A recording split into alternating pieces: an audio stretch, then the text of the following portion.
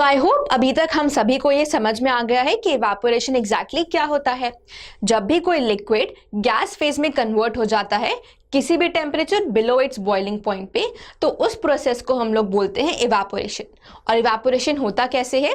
जब किसी भी लिक्विड के सरफेस के ऊपर जो पार्टिकल्स होते हैं उनके पास इनफ काइनेटिक एनर्जी होती है कि वो लिक्विड फेज को छोड़ करके गैस फेज में कन्वर्ट हो जाए, तो इवापोरेशन होता है। अब based on this simple understanding of evaporation मैं चाहती हूं कि आप लोग वीडियो को पॉज करें और एक सिंपल सा कॉन्सेप्ट टेस्ट अटेम्प्ट करें।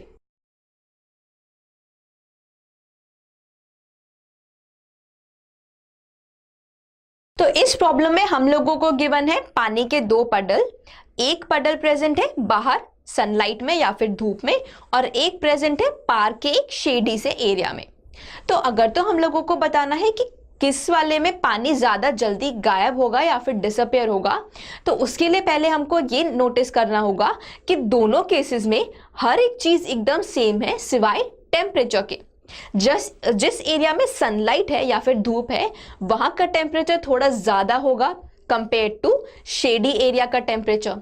तो जब टेम्परेचर बढ़ रहा है तो हो क्या रहा है कि लिक्विड के या फिर वाटर पडल के ऊपर सरफेस वाले जो पार्टिकल्स है उनका टेम्परेचर जल्दी बढ़ेगा, तो उनकी काइनेटिक एनर्जी जल्दी बढ़ेगी और वो लिक्विड को छोड़कर के जल्दी से गैस फेज में जा पाएंगे। तो इसीलिए इवापोरेशन जल्दी से होगा। अब इवापोरेशन जो है वो होगा तो शेडी एरिया में भी, मगर क्योंकि उनको काइनेटिक एनर्जी उतना तेज से नहीं मिल रही है तो इसीलिए शेडी एरिया में इवापोरेशन कंपैरेटिवली स्लोअर होगा। तो इसीलिए हम लोग क्या देखेंगे कि जो सनलाइट में प्रेजेंट पानी है वो जल्दी डिसअपेयर होगा इवापोरेशन की वजह से। तो hence we can make the conclusion कि the rate of evaporation increases with increase in temperature. अगर तो टेम्परेचर बढ़ेगा तो इवापोरेशन जल्दी होगा।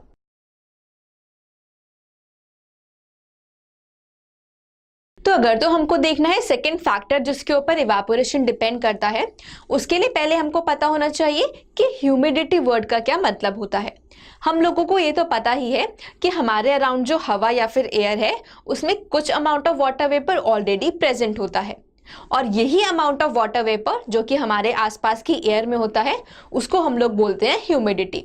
अगर तो वाटर वेपर एयर में ज्यादा है तो हम बोलते हैं कि ह्यूमिडिटी ज्यादा है।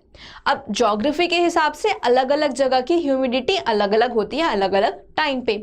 यूजुअली जो भी जगहें पानी के पास या फिर सी ओशन के पास होती हैं उनकी ह्यूमिडिटी ज्यादा होती है।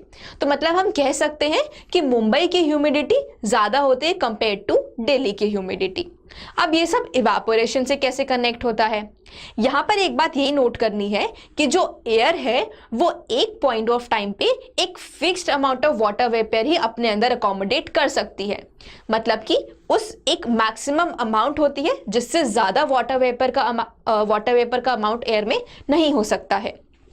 तो अगर तो हम यहाँ पे कंसिडर करें दो सिचुएशन, एक सिचुएशन में हमारे पास है जहां पर लो ह्यूमिडिटी है और एक में है हाई ह्यूमिडिटी, और यहाँ पे हम लोगों ने दो कंटेनर्स रखे जिनमें सेम अमाउंट ऑफ वाटर है और यहाँ पे ऊपर के जो डॉट्स हैं ये रिप्रेजेंट करते हैं कि हवा में कितना वाटर वेपर ऑलरेडी प्रेजेंट है। तो अब अगर तो हम फर्स्ट सिचुएशन में देखें, इसमें हम देखेंगे कि हमारी जो हवा है उसमें वाटर वेपर कम है। अब जो इवापोरेशन है उसमें भी वाटर कन्वर्ट होता है वाटर वेपर में, तो क्योंकि हमारी ये वाली हवा और वाटर वेपर अपने अंदर अकोमोडेट कर सकती है तो इस केस में जो लिक्विड पार्टिकल्स हैं वो कन्वर्ट होकर के आराम से वाटर वेपर फेज में जा सकते हैं। मगर इस केस में हमारी हवा में ऑलरेडी ही बहुत सारा वाटर वेपर प्रेजेंट है, ये और वाटर वेपर अगर तो अकोमोडेट ही नहीं कर सकती है तो इसीलिए लिक्विड पार्टिकल्स जो हैं वो कन्वर्ट होकर के गैस फेज में भी नहीं जा पाएंगे, क्योंकि जाएंगे तो फिर वो रहेंगे कहाँ? एयर तो ऑलरेडी हमारी फुल है।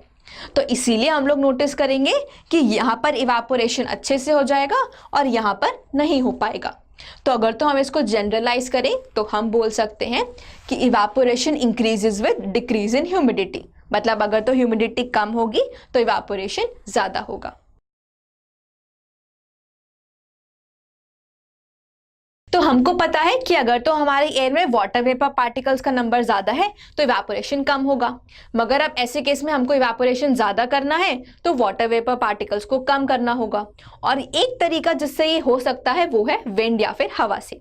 जब हवा चलती है किसी भी जगह में तो उस जगह के वाटर वेपर पार्टिकल्स को साथ में लेकर के उड़ जाती है। तो अब जो हमारी जगह है वहां पर वाटर वेपर पार्टिकल्स कम हो गए हैं तो वहां पर इवापोरेशन अब जल्दी हो पाएगा। ऑल्सो अगर तो हम नोटिस करें कि अगर तो हवा की स्पीड ज्यादा है तो ज्यादा वाटर वेपर पार्टिकल्स हमारी जगह से जा पाएंगे और इवन जल्दी जा पाएंगे, तो ऐसे केस में इवापोरेशन और जल्दी हो जाएगा। तो इसीलिए हम लोग जनरलाइज कर सकते हैं कि the rate of evaporation increases with increase in wind speed. अगर विंड स्पीड बढ़ेगी तो रेट ऑफ इवापोरेशन भी बढ़ जाएगा। तो अभी तक हम लोगों ने देखे 3 फैक्टर्स जिनके ऊपर इवापोरेशन डिपेंड करता है। एक और इंटरेस्टिंग फैक्टर है जिसको डिस्कस करने से पहले मैं चाहूंगी कि आप लोग वीडियो पॉज करें और एक सिंपल सा कॉन्सेप्ट टेस्ट अटेम्प्ट कर लें।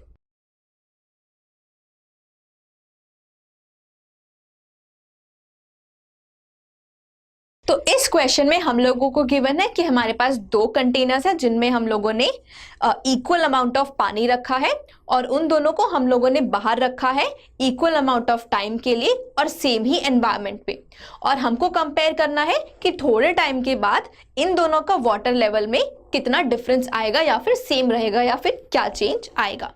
तो अगर तो हम लोग नोटिस करें कि इन दोनों कंटेनर्स के लिए सभी फैक्टर सेम है एक्सेप्ट यही कि इन दोनों की शेप अलग है। अगर तो आप नोटिस करें कि इस वाले का सरफेस एरिया मतलब ऊपर पानी का जो एरिया है वो कम है कंपेयर टू दिस। तो अब क्योंकि इवापोरेशन सरफेस फिनोमेना है, सिर्फ ऊपर की लेयर वाले पार्टिकल्स ही इवापोरेट होकर के गैसियस फेज में जाते हैं। तो अगर तो ऊपर की लेयर में ज्यादा लिक्विड पार्टिकल्स होंगे तो इवापोरेशन ज्यादा होगा। तो अगर तो हम देखें कि इस वाले केस में सबसे ऊपर की जो पानी की लेयर है उसमें सिर्फ इतने से वाटर पार्टिकल्स प्रेजेंट हैं तो इनका इवापोरेशन हो जाएगा, मगर इस केस में ऊपर की लेयर में इतने सारे वाटर पार्टिकल्स प्रेजेंट हैं तो इन सभी के पास प्रोबेबिलिटी है कि ये जाकर के गैसियस फेज में चले जाए। तो इसीलिए इस वाले केस में इवापोरेशन ज्यादा होगा। अब क्योंकि यहाँ पर इवापोरेशन ज्यादा हो रहा है तो यहाँ पर पानी का जो अमाउंट है वो अपने आप ही कम हो जाएगा। तो इसीलिए जब हम थोड़े टाइम के बाद ऑब्जर्व करेंगे तो हम देखेंगे कि कंटेनर बी में पानी का अमाउंट कम हो गया है, ज्यादा कम हुआ है कंपेयर टू जितना कम ए में हुआ है। तो इसीलिए अब हम लोग इसको जनरलाइज कैसे कर सकते हैं कि evaporation will increase with increase in surface area, मतलब कि हमारे सरफेस का जो एरिया है अगर तो वो बढ़ेगा तो इवापोरेशन भी बढ़ जाएगा। तो अभी हमने देखे ये 4 फैक्टर्स जिनके ऊपर इवापोरेशन डिपेंड करता है।